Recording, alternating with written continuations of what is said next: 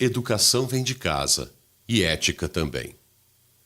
Era uma manhã ensolarada, e mesmo que o dia estivesse lindo, acordar com a minha mãe gritando nunca poderia ser algo bom. Ela reclamava sobre a vizinha, falando em colocar veneno nas plantas dela.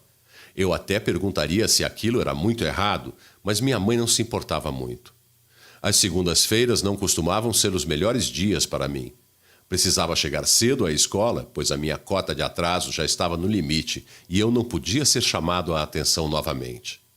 Quando já estava pronto, peguei o mesmo ônibus de sempre e, para variar, ele estava lotado.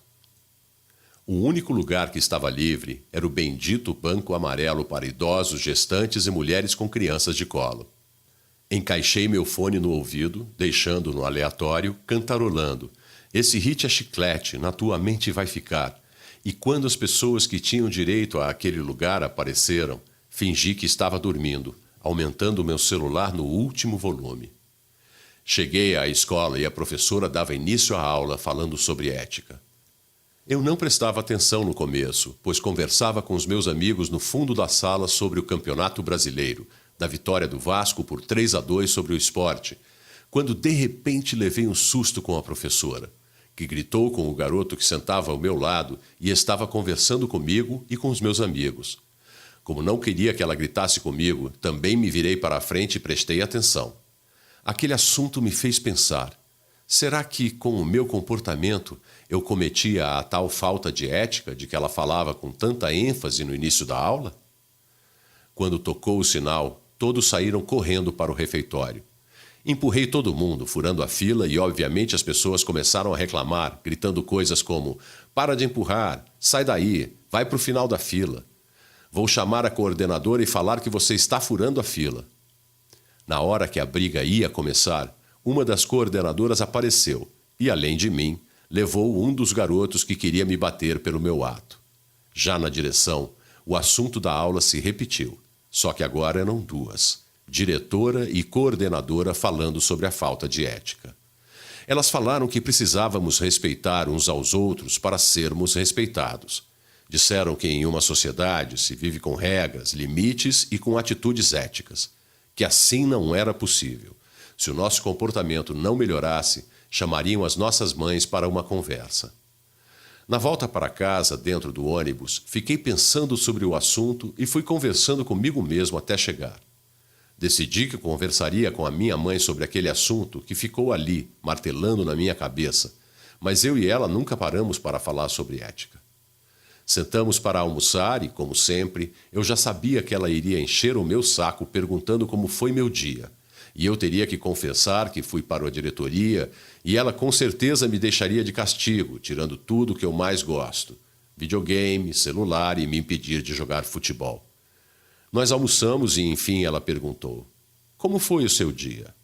Então eu comecei a suar e fiquei muito nervoso.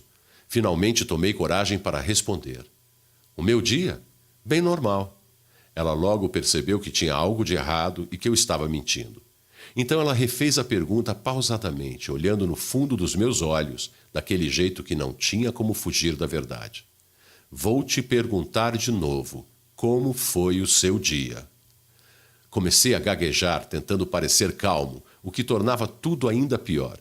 Não tinha como fugir do olhar de inquisidora da minha mãe. Aquele olhar eu conhecia desde que nasci e sabia que não tinha escapatória.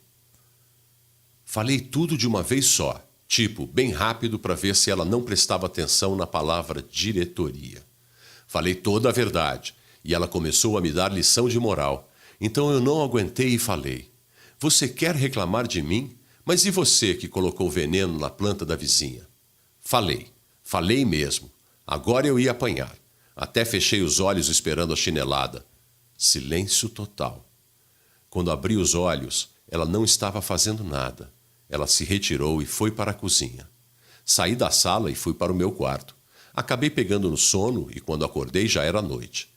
Fui até a cozinha pegar algo para beber e ouvi minha mãe me chamando. Fui até a sala para ver o que ela queria. Minha mãe estava bastante pensativa, de um jeito que eu nunca tinha visto antes, e pediu que eu sentasse no sofá.